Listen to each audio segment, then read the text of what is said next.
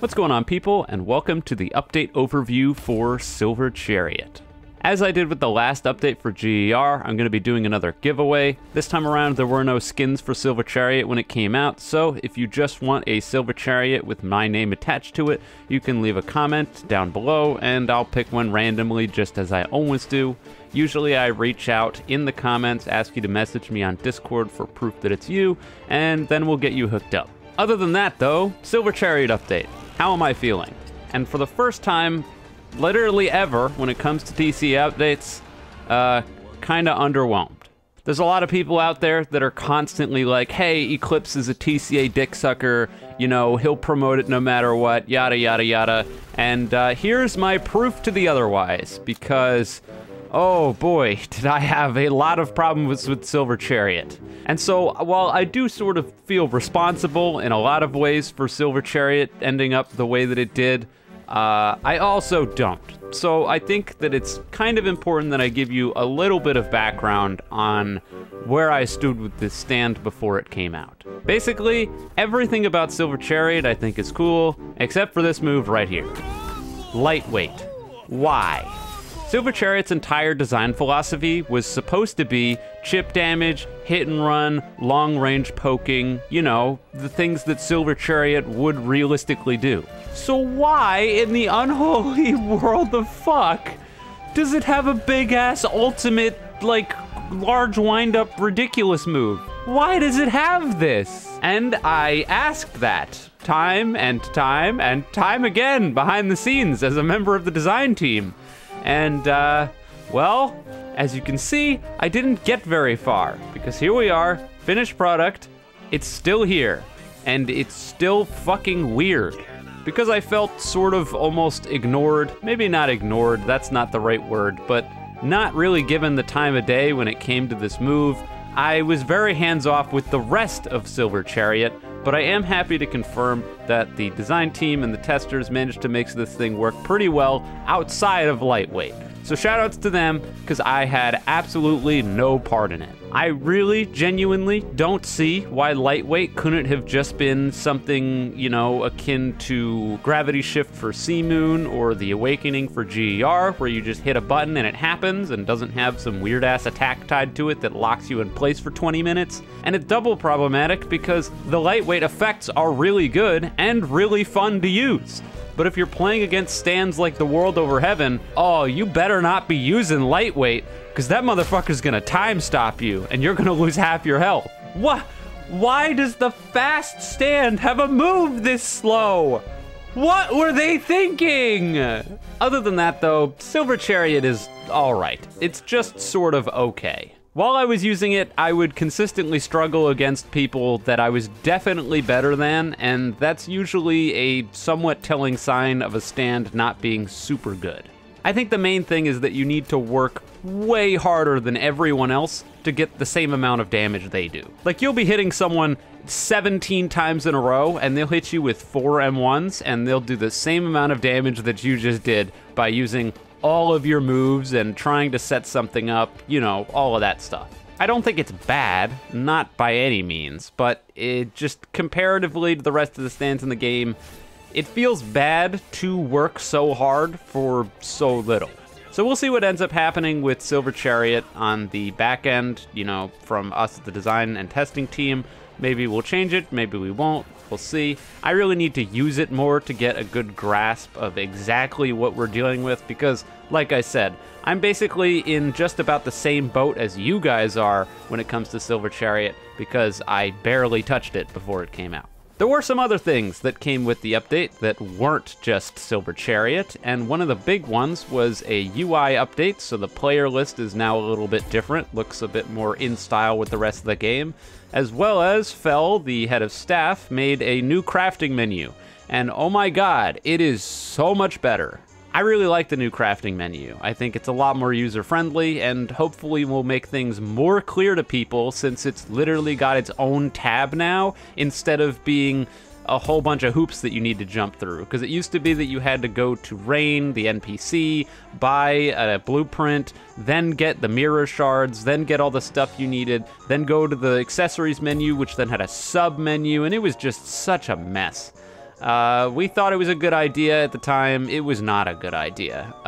So it's been changed. I think it's a lot better now, so that's great. Accessories all got models. Well, all of them except for Joestar's Wrath, because that's supposed to be a sort of surprise thing, so it doesn't have one. But the rest of the accessories have models. I know there was a lot of people talking about readability and how you couldn't tell who was using what, yada, yada, yada.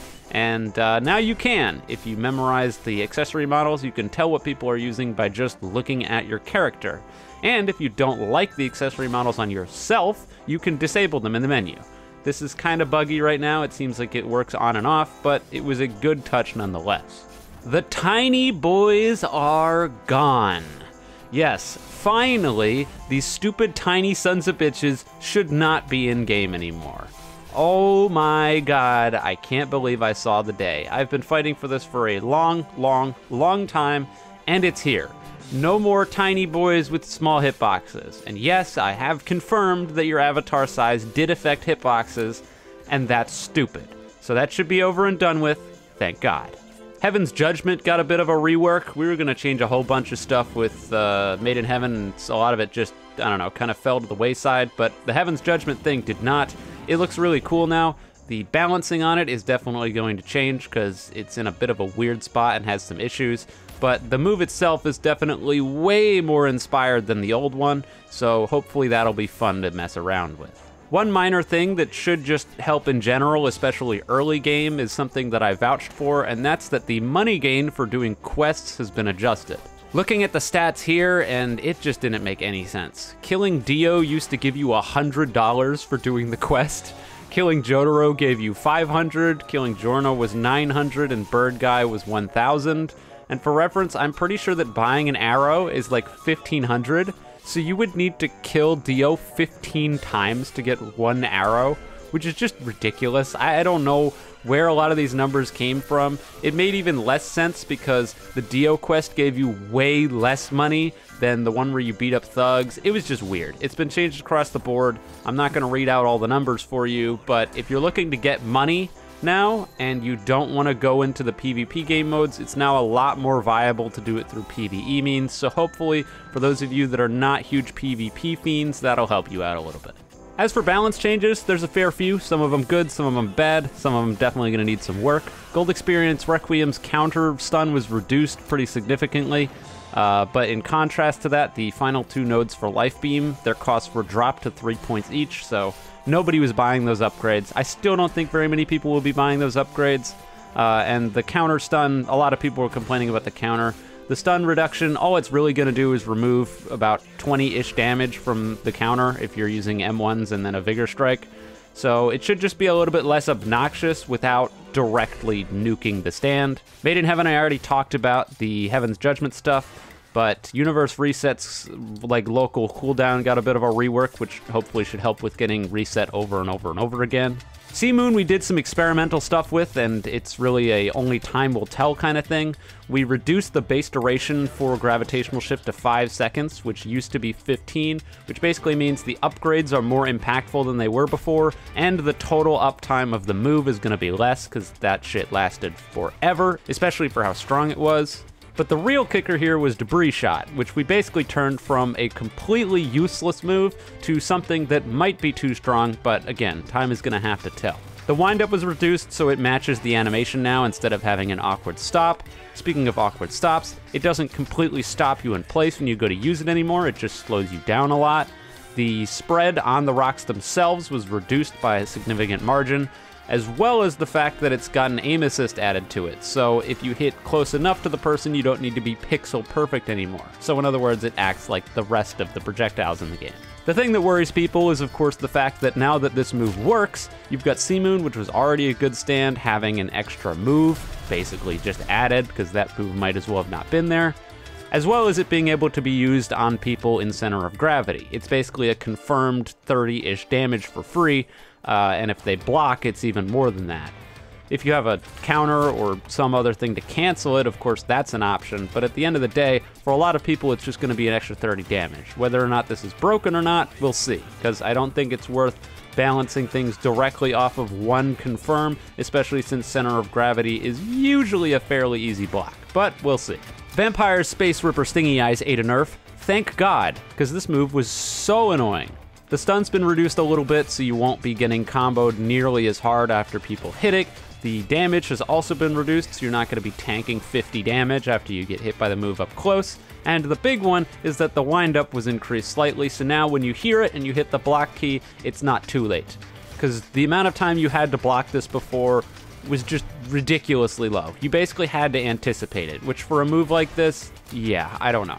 We reduced the Hamon drain across the board, especially when it comes to using attacks, because it seemed like we made the initial Hamon change so that way you wouldn't have to charge as much, but a lot of it had the opposite effect, and Scarlet Overdrive got a slight increase in damage. Sunlight Yellow Overdrive had some questionable things done to it which were reverted. It's still kind of annoying, and we're planning on hopefully reworking the whole move to be something, you know, more usable, but for right now it's gonna stay the way it is. Gun got a change to Revolting Shots that, it does too much damage. We know it does too much damage. It's gonna get changed at some point. Don't know when. But the rest of the things are good. The stun was reduced on it, and the windup was reduced on it, so it's no longer just a free block every single time someone uses it.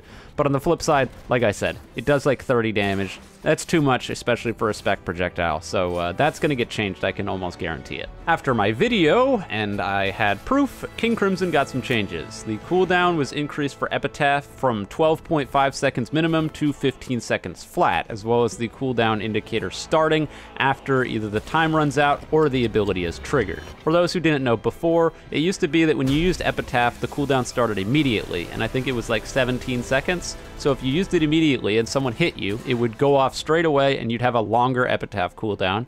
And if you used the whole thing and nobody hit you because someone waited you out, it would be 12.5 seconds, which made absolutely no sense. So there's a middle ground now. It's at 15 seconds flat no matter what, which should hopefully make that more consistent.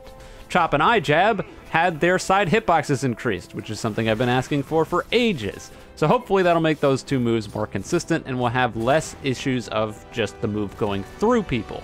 I saw some people in the general chat, one of which I communicated with, complaining that we buffed King Crimson and it didn't need buffs. Well, no, we fixed something. This is not a buff, this is a fix. If you want to go check the video that I made where the attack didn't land for like 14 frames after it was supposed to, that's bugged. You can complain about King Crimson all you want, but this was not a buff, this was a fix. End of story. Whitesnake's Burst Fire got the Revolting Shots treatment. It's got less windup, no more damage though, but generally speaking this should make the move better and feel less bad to use, as well as Disconcert getting the same side hitbox increase because it had the same issue that King Crimson did. Gold Experience's Root Bullet had the same thing as Burst Fire for Whitesnake and the Revolting Shots, just a lower windup across the board. Frog Chop had the side hitbox stuff increased, so hopefully that'll stop some issues there. And we also made the team heals across the board, which also applied to the World Over Heaven, completely free, which was a movement that got started with Gold Experience Requiem and we're now persisting across the board.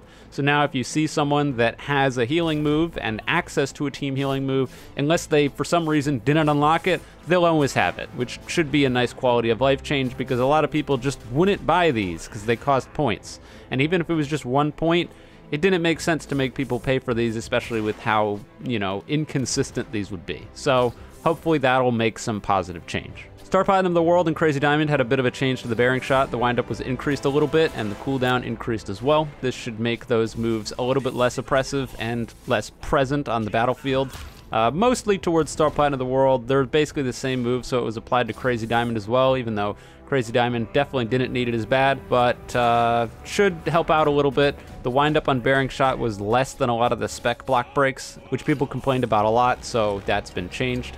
And then finally, the two accessory changes for the update. The duration on Diavola's outfit was decreased to 2.2 seconds from 4 seconds. As far as I understand, the stun for a parry or a block break is 2.2 seconds, not 4 seconds. So in other words, the damage buff used to last past the amount of stun you had, which I think is the change there. I could be wrong. And the heal was reduced on Joseph Clackers from 50 to 30. I don't think that was necessary, but what do I know?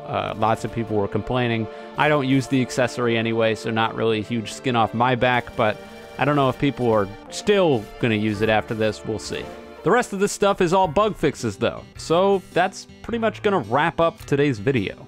I apologize for the general lack of quality from today's video, as I just really wanted to get this out the day of, pretty quickly after the update came out. Yesterday I was really tired. Honestly, today I'm still really tired. Color Guard's been kicking my ass recently. But regardless, I wanted to get this out in a timely manner, so I'm just sort of rushing through. So if I don't have a lot of footage of certain things, it's just because I wanted to put it out and I didn't have the time to go get it. But regardless, I hope you enjoyed. If you did, you can leave a like and subscribe. If you didn't, don't. And with all that being said, have a wonderful day or night wherever you are, and I'll see you guys next time.